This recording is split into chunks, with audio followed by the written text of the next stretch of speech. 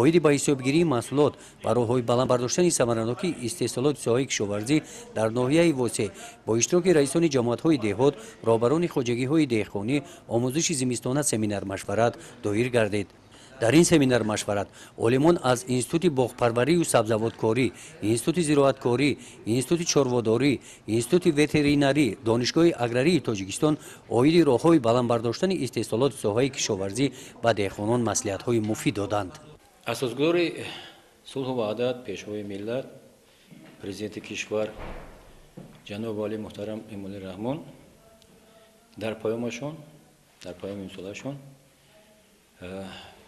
имсол нисбати тақвият бахшидани соҳаи чорвадорӣ хусусан хушзодкунӣ таъкидҳо карданд, албатта дастуру супоришҳо доданд.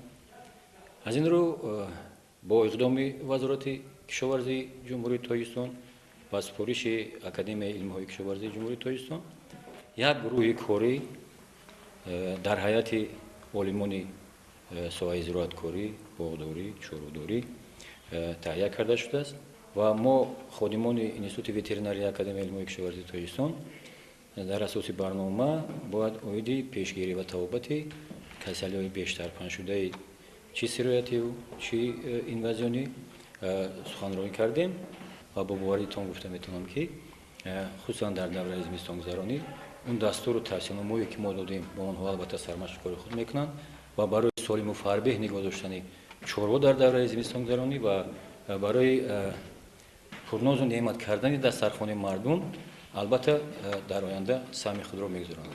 дар ноҳияи восеъ майдони заминҳои кишт 27982 гектар мебошанд.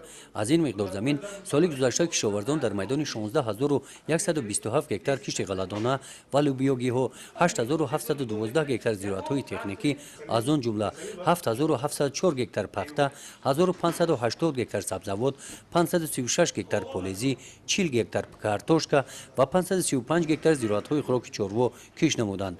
имсол майдони кишти пахта 650 гектар зиёд карда шуда ба 8350 гектар расонида шуд. имрӯз ҳамин хоҷагиҳое ки мо ҳастем, хоҷагидорон яъне ки бо таври дуруст имрӯз хоҷагиро истифода бояд ҳам ҷойҳои нави корӣ ва ҳам бояд ки мо чораҳои мо мутахассисон чораҳои мисол роҳҳои чораҳои ҷустуҷӯ намоем ки бояд ки ҳосилнокиро мо зиёд намоем, ҳам тамоми ҳосилнокии маҳсулотҳои хоҷагии қишлоқро.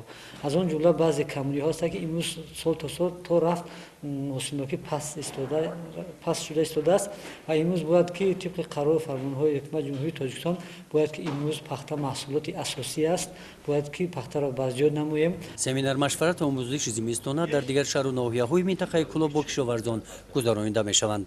гузориши Хоҷа Назрив, Худойназар Зуҳуров аз ноҳияи восеъ барои барномаи иттилоотии Навид.